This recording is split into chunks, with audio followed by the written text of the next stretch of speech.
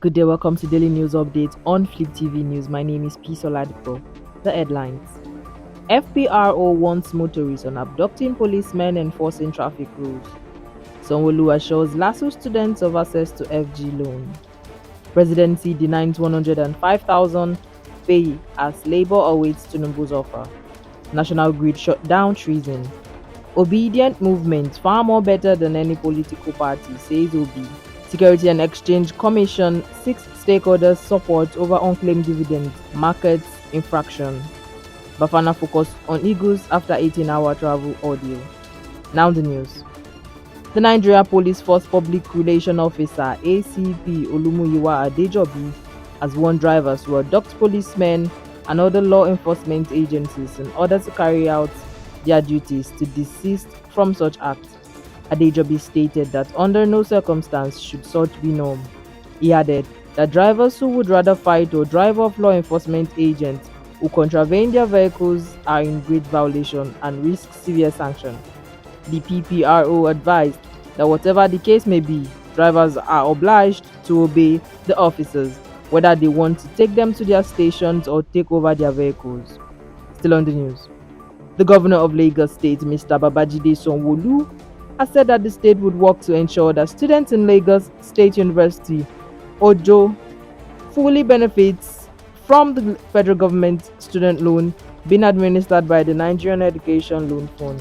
Speaking on Thursday at the 27th convocation of LASU, Sanwo-Olu explained that under his administration, the Lagos state government was committed to empowering students in state-owned tertiary institutions to unlock their full potentials. We aim to foster a generation of innovative thinkers, problem solvers, and great leaders who will drive sustainable development in Lagos State and beyond. We will also, as the Lagos State government, work with the Nigerian Education Loan Fund to ensure that the new National Student Loan Program opens up to students of state-owned educational institutions in Nigeria, as promised and without delay. We will ensure that the students of the Lagos State University fully benefit from the lauded policy. He added that the society had a responsibility to send a strong message out that academic excellence must never be underestimated or taken for granted. Still on the news, the presidency on Thursday denied reports that the federal government was proposing 105,000 as the new minimum wage.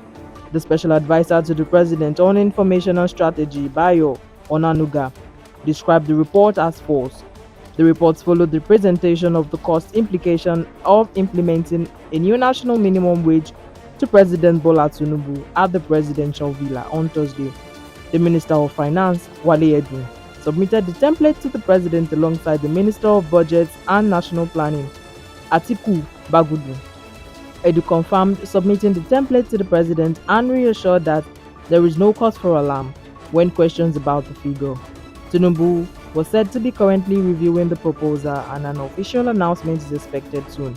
However, the development triggered speculations that the finance minister proposed 105,000 in the new minimum wage template.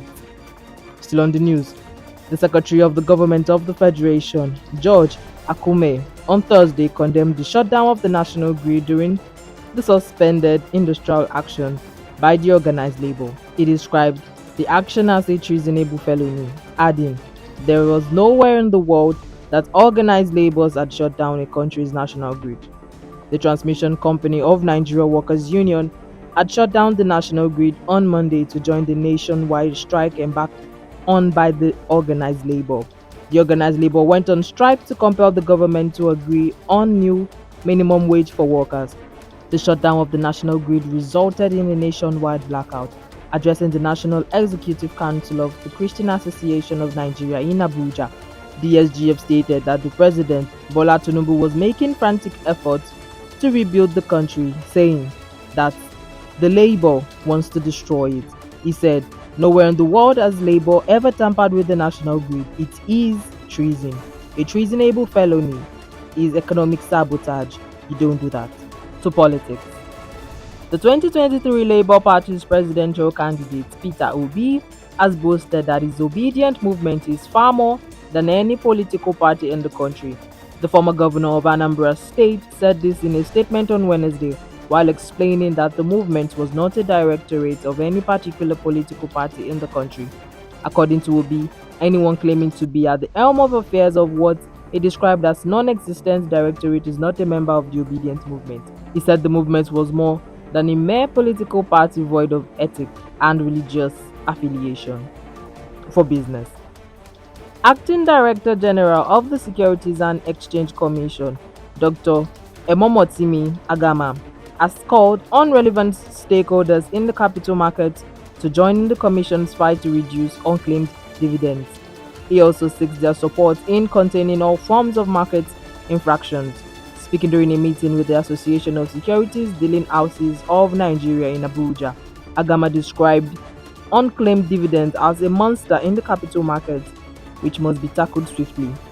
He, however, assured that every unresolved issue ranging from unclaimed dividends, which he called a big elephant in the room, and other related market issues will be addressed in shortest time possible. On to sports.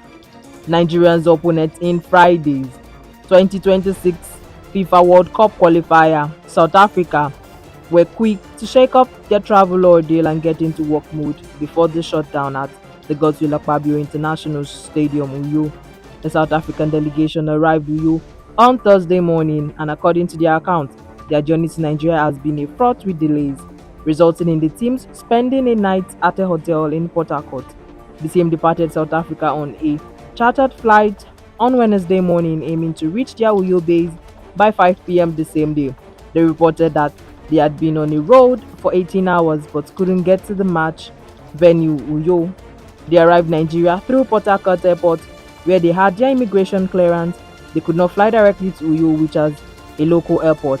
However, by the time the visitors finished the immigration process in Port Harcourt, the Uyo airport had reportedly closed. After Uyghurs said eventually settled in, they had a feel at the stadium on Thursday evening with optimism. South Africa are ahead of Nigeria in the qualifying Group C with 3 points, and that gives them a bit of confidence coming up against the Eagles.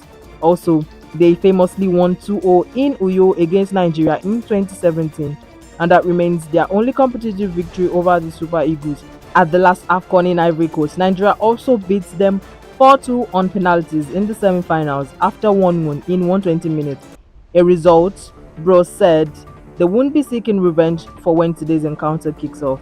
Meanwhile, the Nigerian Football Federation, while absolving itself in any blames in the South African trip to Nigeria, insists that the delegations had no reason to cry foul after having to stay the night in Port Harcourt on Wednesday after arriving in Nigeria. That's all for news update on Flip TV News. My name is P. Oladipo. Thank you.